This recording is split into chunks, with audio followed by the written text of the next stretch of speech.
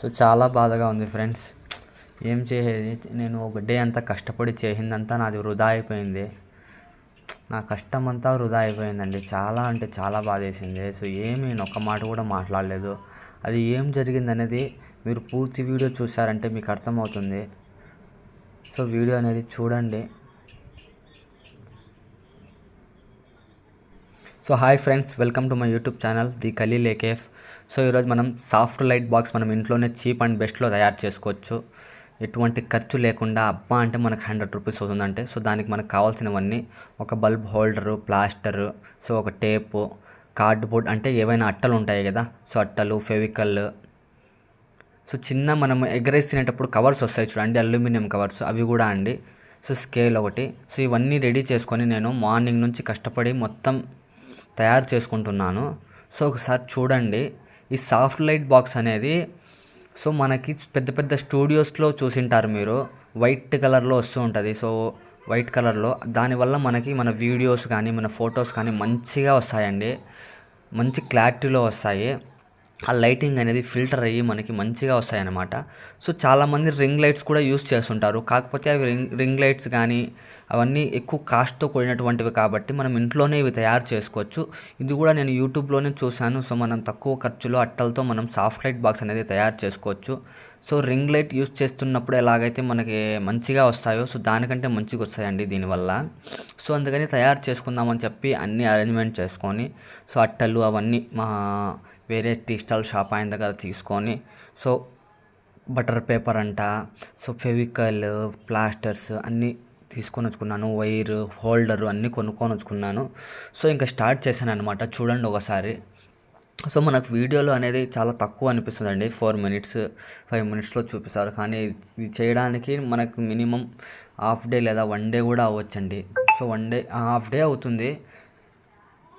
So చూడండి, నేను చాలా కష్టపడి అయితే చేశాను. సో సాఫ్ట్ లైట్ బాక్స్ అనేది ఎలా చేసుకోవాలి, సో ప్లస్ వీడియో కూడా చేసి పెడదాము మనము అని చెప్పి వీడియో కూడా షూట్ చేసుకున్నాను మొత్తము.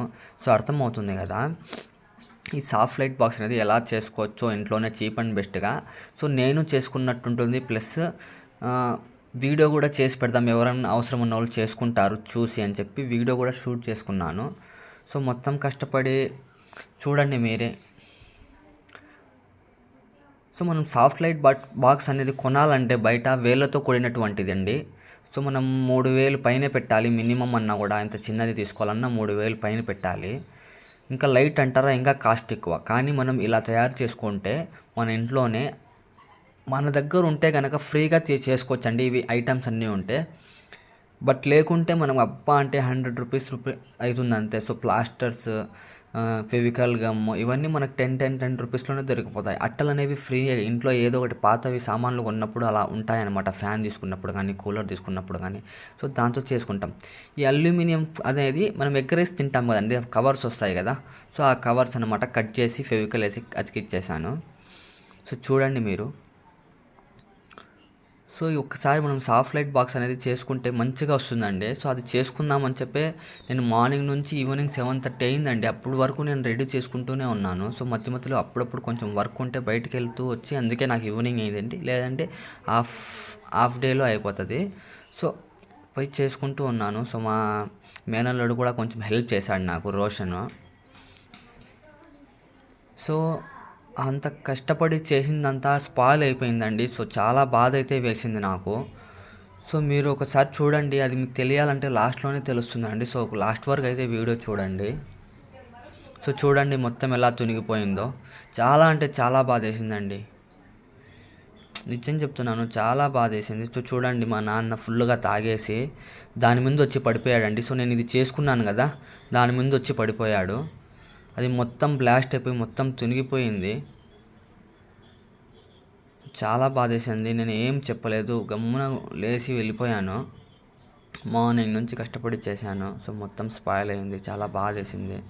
సో చూడండి ఒకసారి ఎలా అయిపోయిందో. తాగేసి పడిపోయాడు, నేరుగా వచ్చి దాని మీదే పడిపోయాడండి. ఏం చేసేది చెప్పండి మీరే.